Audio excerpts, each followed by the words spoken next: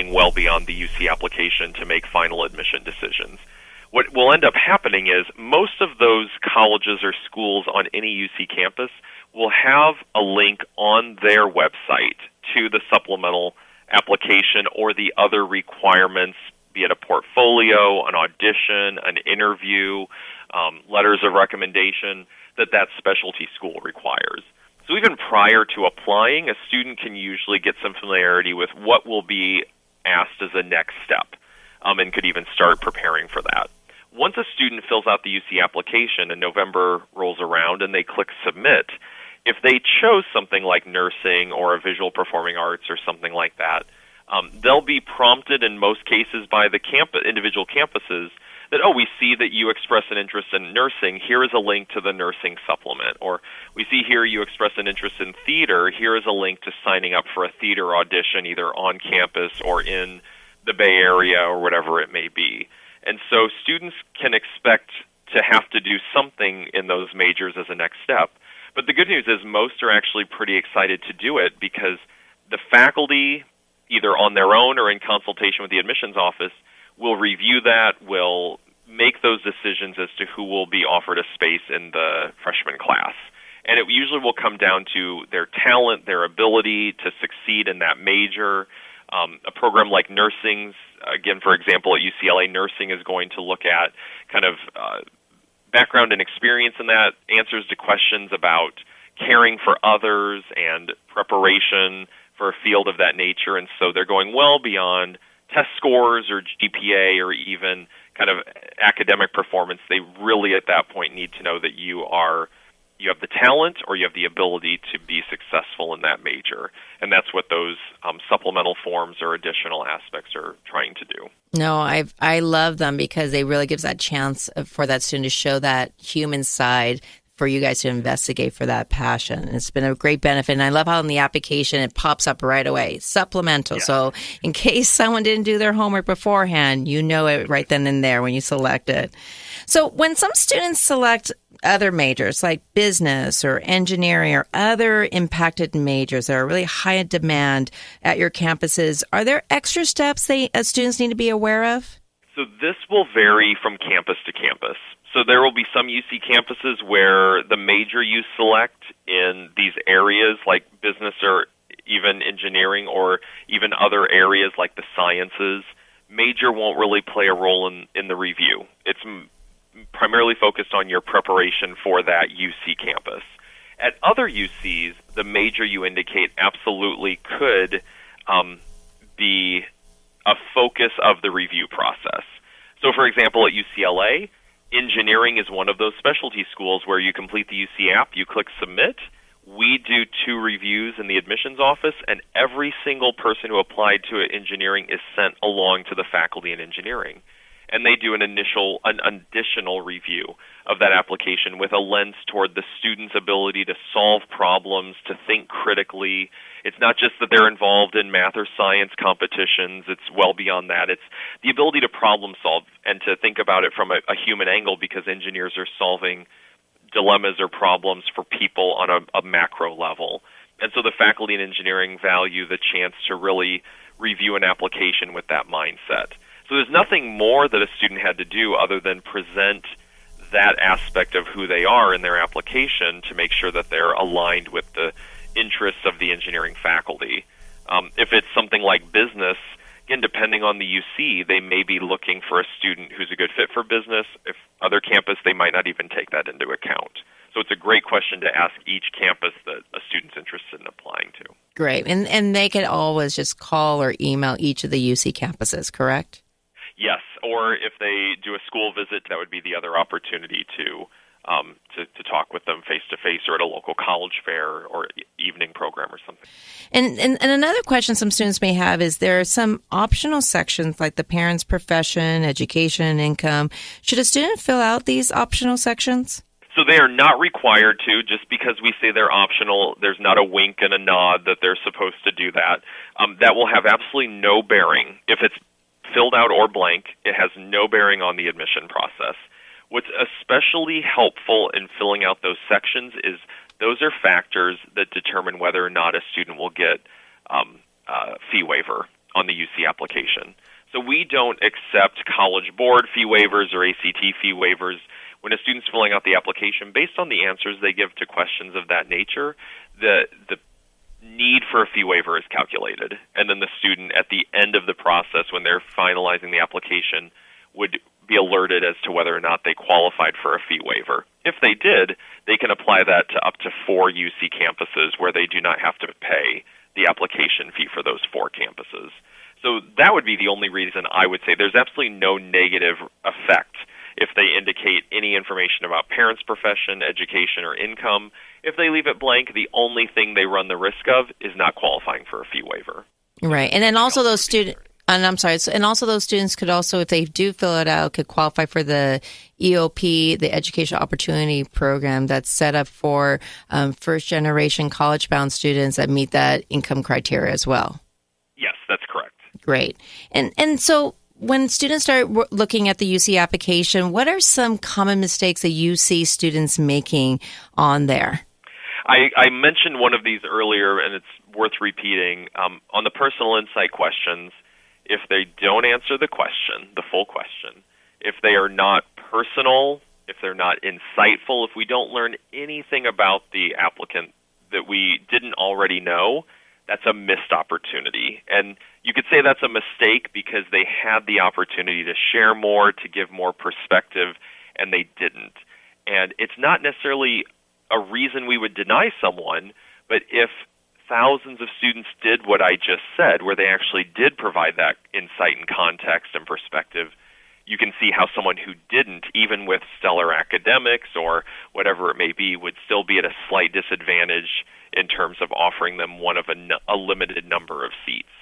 So I think that's one of the most common mistakes we see is a student thinking that the personal insight question answers really don't have any bearing on their decision, and so they either just dial them in, they write short answers, don't really think much about it, and in reality, that's a part of the application that is extremely impactful.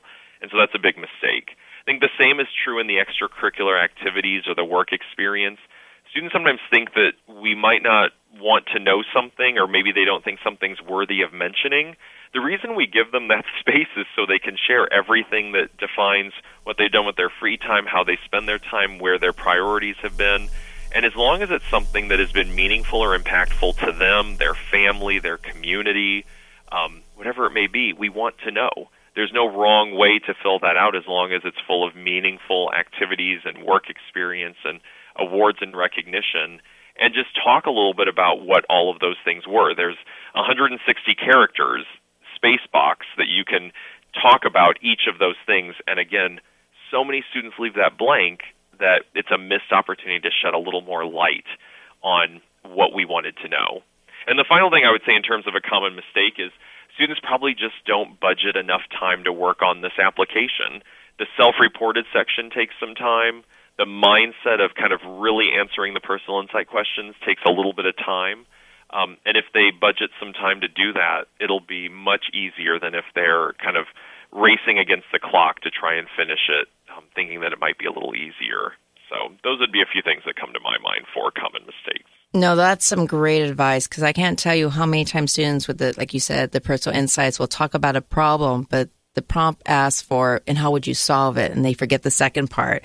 Or students will describe an activity, but they're describing the club or the organization, not the significant role that they played in that. So very good advice that, like you said, many students overlook.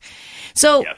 One of the things that, on the kids' point of view, since the UC system receives so many applications every year, and it goes up every year, often a question pops up in their head saying, do they, meaning the UC readers, really read each of the applications? So can you explain how readers of the UC system go through each application thoroughly? Yes. So the first thing is, yes, we do really read them. Because of the volume of applications and because, frankly, of the quality of applications, we really struggle in making any decisions based on a test score or a GPA. It's just really a challenge to do so with the volume of applications we receive. The other part of that is, philosophically, we truly want to get to know the students. And we take very seriously our job at any of the UC campuses. with bringing in the next generation of Bruins or Bears or Highlanders or whoever, whatever it is. And we want to make sure that we're making really sound decisions so that the students who come to our campus are prepared, are supported, and are going to thrive. And we don't view the people walking on the sidewalks in front of our buildings as an SAT score or a GPA. We really do believe that there's more to an individual. And while the academic factors are important, who they are, what they've done, what they'll contribute to our campus environment is an important part of the review, and we honestly can't understand that unless we do a complete read of the application. Most of us are actually reading the applications at least 2 times. And so we want it to not be a biased review. We want to make sure that 2 different readers are reading it and coming to the same conclusion. And the good news is in most cases that is happening. So we train and develop our readers very well. And that's important because, like I said earlier, even with that volume, we have the investment from our campus leaders to have the number of readers to get this done. Take UCLA as an example, because we are, unfortunately, the most applied to university in the country, so we do get a fair number of applications. We have hundreds of staff in the admissions office and across the campus, and college counselors from across the state who are involved in our reading process. And that level of expertise, that quality of review, many of them have been doing it for 10 or more years, means that we have a high-quality read, and those individuals know who is going to thrive at UCLA. And I think that's one of the reasons why we've had such a successful rate of students taking us up on our offer, graduating in 4 years, and having a really great experience. And I think that's replicated at so many UCs because we don't just make a quick decision based on a few numbers.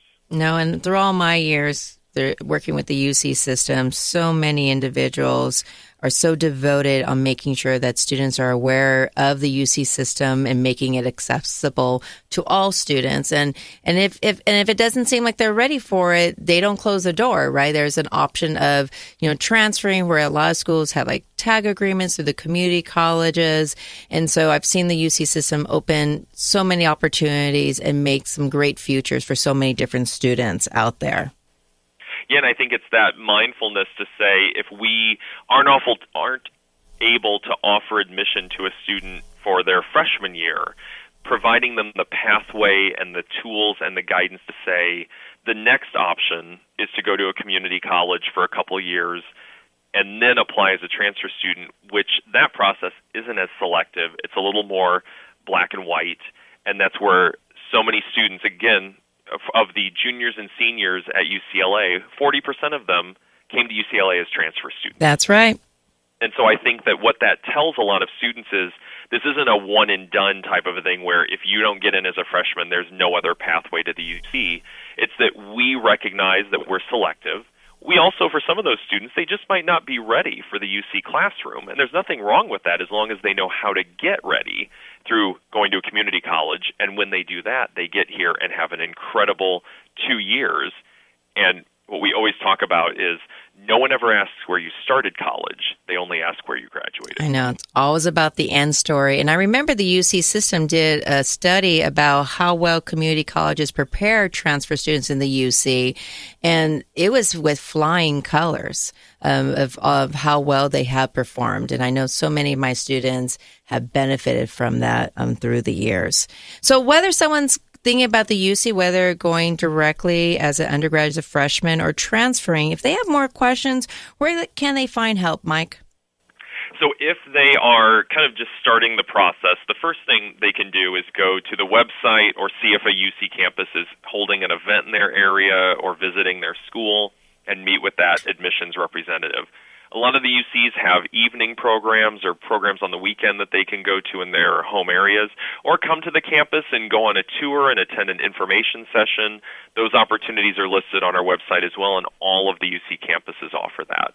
Many of our websites also have kind of a Meet Your Counselor page where, for example, you could type in your county or you could type in your school, and it will tell you who the UC admissions representative is for your school. And so I think that through all those different avenues, there's a way to connect with those of us in the UC admissions world, and that's critically important because one difficulty that we